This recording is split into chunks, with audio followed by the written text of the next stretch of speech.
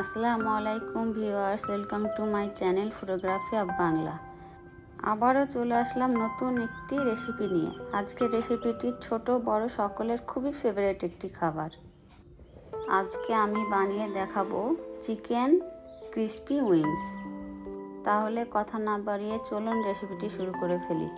প্রথমেই আমাদের যা করতে হবে, এবার আমি চিকেন উইংসগুলোকে মেরিনেট করে নিব। মেরিনেট করতে আমাদের যা যা লাগবে, এখানে আমি ফিশ সস নিয়েছি 2 টিস্পুন, সয়া সস নিয়েছি 2 টিস্পুন, সল্ট নিয়েছি 1 টিস্পুন। কারণ এই সয়া সস ফিশ সসে অনেক লবণ থাকে, এই জন্য আমি লবণটা একটু কম দিচ্ছি।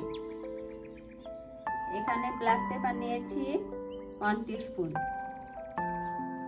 রেড চিলি পাউডার নিয়েছি 2 টিস্পুন, সুগার নিয়েছি 1 টিস্পুন। এখানে জিঞ্জার পেস্ট আর গার্লিক পেস্ট নিয়েছি 2 টিস্পুন, লেমনের একটা স্লাইস নিয়েছি। এবার এগুলোকে আমি মেরিনেট করব।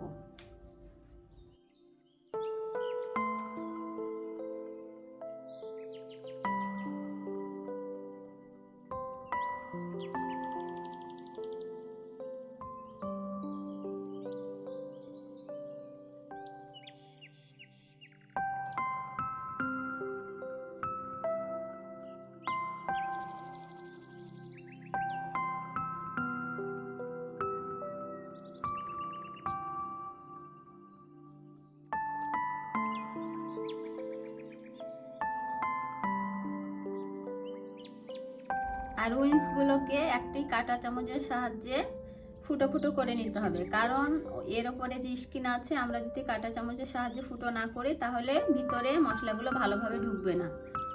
এই জন্য ফুটো করাটা খুবই ইম্পর্টেন্ট। এবার আমি একটা র্যাপিং পেপার দিয়ে র্যাপ করে নর্মাল ফ্রিজে রেখে দেব ওভারনাইটের জন্য। তাহলে ফিরে আসছি ওভারনাইট পর। আমি ফিরে এলাম সারা রাত পরে। সারা রাত এটাকে আমি নর্মাল ফ্রিজে রেখেছিলাম।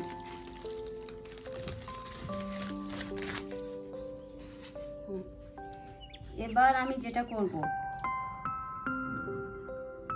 এখানে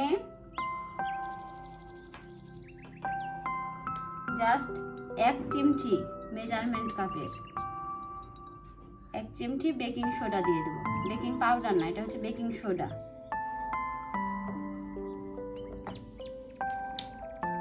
আর দিয়ে দেবো এখানে আমি একটা ডিম ফেটিয়ে নিয়েছি 1 মিনিট মতো।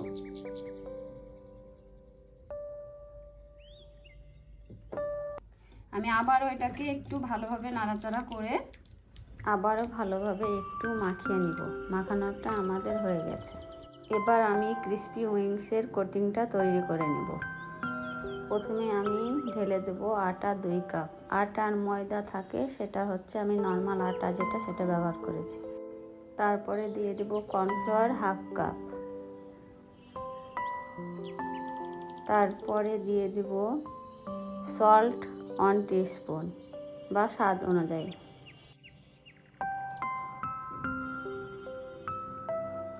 তারপরে দিয়ে দেব 2 tablespoon red chilli powder.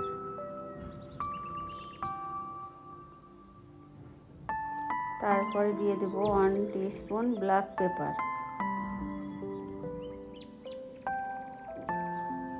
এবার আমি এগুলোকে আবারও ভালোভাবে মাখিয়ে নেব।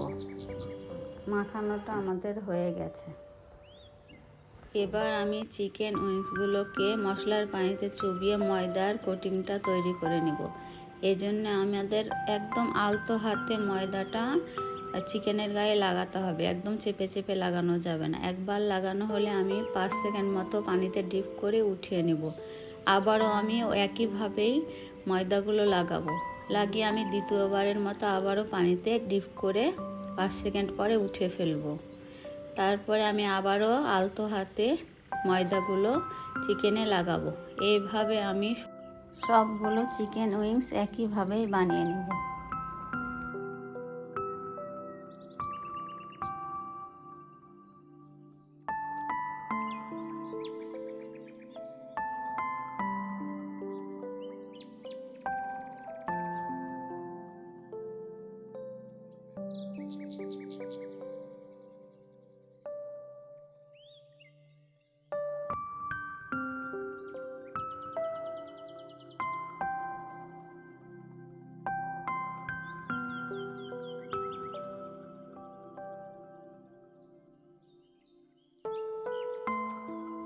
সবগুলো উইংস আমাদের বানানো হয়ে গেছে, এবার ভাজার পালা। তার জন্য আমি চুলায় একটা ফ্রাই প্যান বসিয়ে দিয়েছি। ফ্রাই প্যানে আমি 500 গ্রাম মতো তেল দিয়েছি, কারণ তেলটা একটু বেশি লাগবে, আমরা ডিপ ফ্রাই করব। প্রথমে আমি চুলার হিটটাকে একদম হাই করে দেব। তেলটা গরম হয়ে আসলে আমি চিকেনটা এবার দিয়ে দেব। আর চিকেন উইংসটা দেওয়ার পরে 2 মিনিট মতো চুলার হিটটাকে একদম হাই রাখবো। তারপরে 2 মিনিট পর আমি চুলাটাকে একদম মিডিয়াম লোতে করে দেব। হাইয়েই আমাদের ভাজা যাবে না, কারণ হাই ভাজলে চিকেনগুলো ওপরটা পুড়ে যাবে, ভিতরটা কাঁচা হয়ে থাকবে। এই জন্য আমাদের একদম মিডিয়াম লোতে ভাজতে হবে, আস্তে আস্তে সময় নিয়ে। 5 মিনিট পরে আমি চিকেনটা উল্টিয়ে দেব। আর নামানোর ঠিক 2 মিনিট আগে আমি চুলার হিটটাকে একদম হাই দেব। হাই দেওয়ার কারণ হচ্ছে আমি হাই দিলে চিকেনের গায়ে তেলটা একটু কম লাগবে। এই জন্য নামানোর ঠিক 2 মিনিট আগে চুলার হিটটাকে একদম হাই করে দিতে হবে। 5 মিনিট আমাদের হয়ে গেছে, এবার আমি চিকেনগুলোকে উল্টে দিলাম।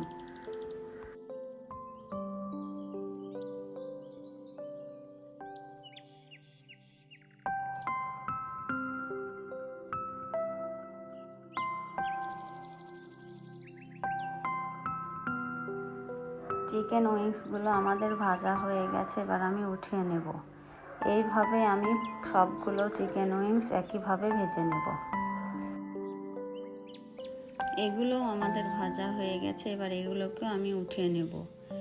এবার আমাদের সব চিকেন উইংস ভাজা কমপ্লিট। এবার আমি সবগুলোকে সার্ভ করে দেখাবো।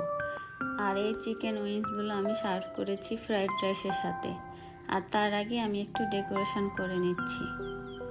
সবাই আমাকে কমেন্ট করে জানাবেন আমার রেসিপিটি কেমন হলো এবং আমার ডেকোরেশনটা কেমন হলো।